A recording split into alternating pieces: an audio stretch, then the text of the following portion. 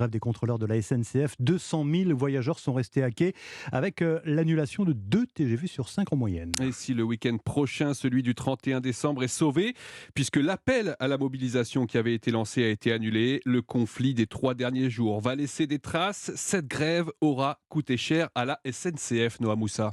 Oui, d'abord, il faut rembourser les 200 000 voyageurs qui ont vu leur train annulé ce week-end. La SNCF s'est engagée à le faire à hauteur de 200%.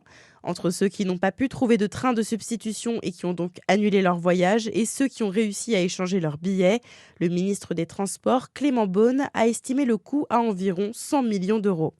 Ensuite, il y a le coût des mesures proposées par la direction dans l'accord signé avec les syndicats samedi.